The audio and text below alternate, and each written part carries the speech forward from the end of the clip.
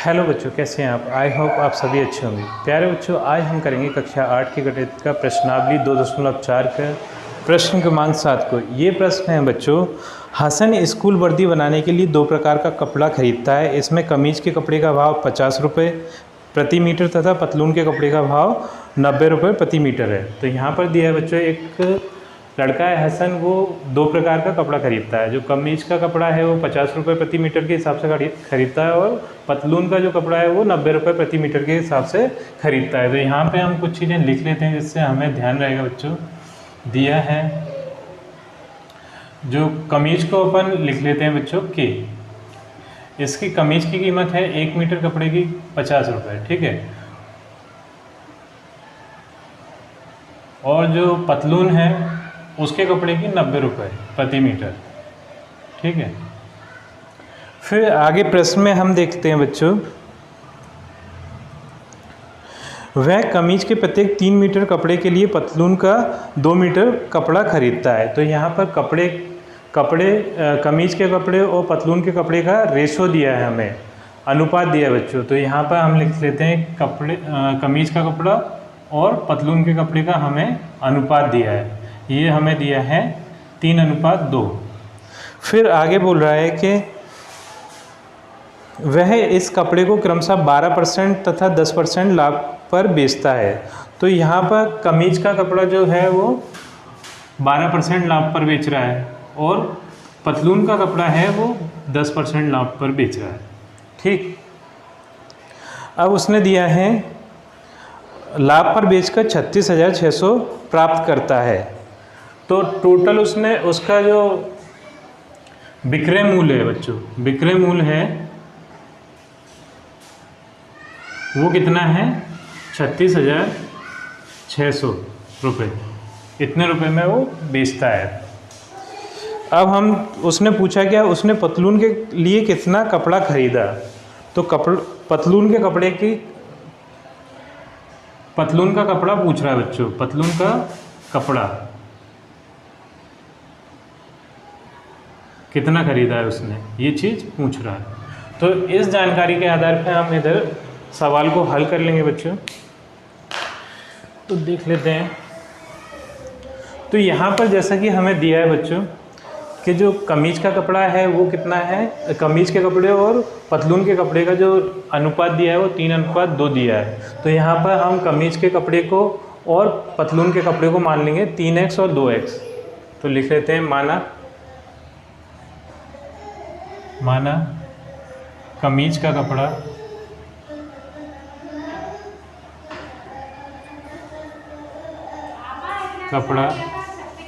बराबर 3x। इसी तरीके से जो पतलून का कपड़ा है उसे हम मान लेते हैं 2x, तथा पतलून का कपड़ा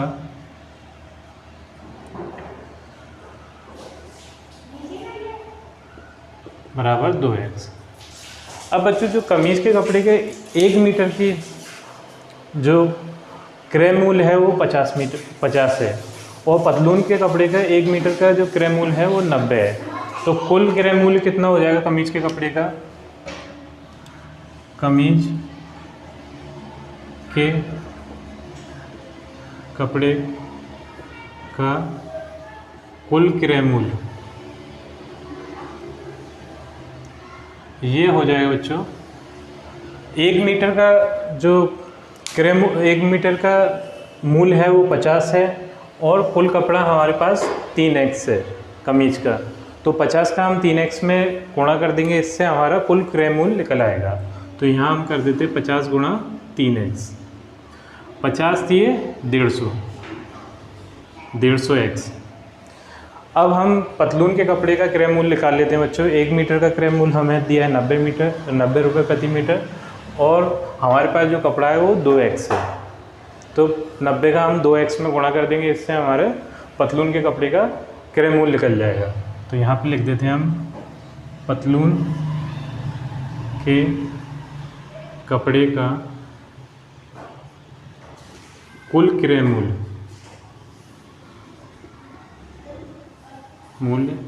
हो जाएगा 90 गुणा 2x। 90 का जहाँ हम 2x में गुणा करेंगे तो ये आ जाएगा 180x। अब बच्चों हम इसका विक्रय मूल्य निकालेंगे, कमीज के कपड़े का और पतलून के कपड़े का। तो विक्रय मूल्य किस प्रकार से निकालेंगे बच्चों, इसका एक फॉर्मूला है। कमीज के कपड़े का विक्रय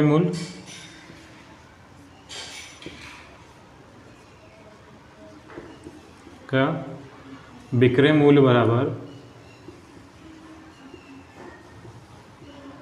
बराबर यहाँ पर हम लिखेंगे 100 धन लाभ प्रतिशत और बटे में 100 और गुणा में क्रय मूल्य।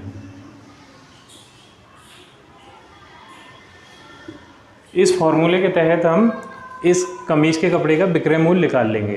तो यहाँ पर हम लिखेंगे बच्चों 100 धन लाभ प्रतिशत, हमें कमीज के कपड़े का दिया है 12%, तो यहाँ 12 लिख देंगे और बटे में हमारे 100 है और गुणा क्रय मूल्य। क्रय मूल्य हमारा कमीज के कपड़े का 150x है, तो यहाँ पर हम 150 लिख देंगे, 150x।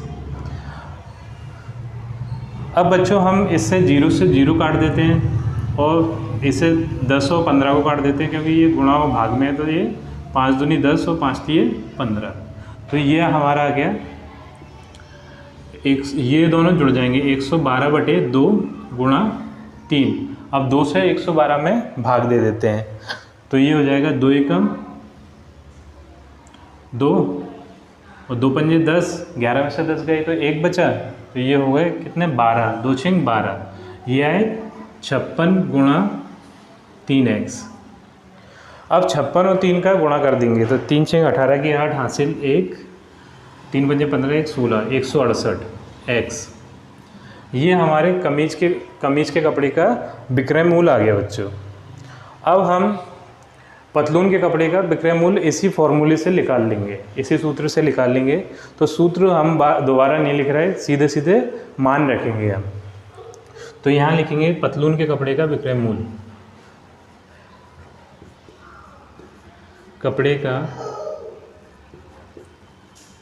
विक्रय मूल्य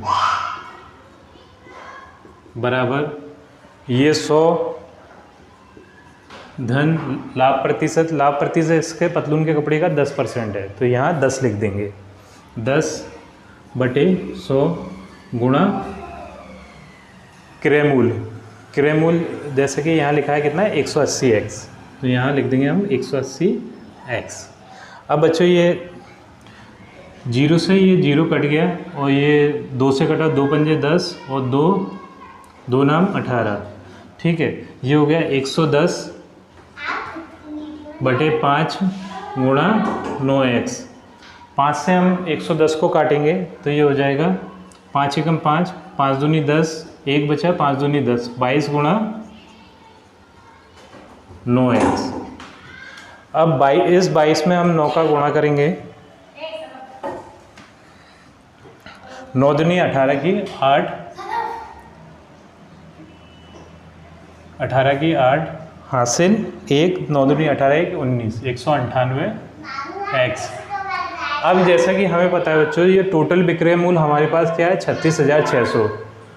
तो अब हम इसमें ये विक्रय मूल्य, कमीज के कपड़े का विक्रय मूल्य और पतलून के कपड़े का विक्रय मूल्य, दोनों को जोड़कर इसके 36,600 के बराबर लिख देंगे। तो यहाँ लिखेंगे हम प्रश्नानुसार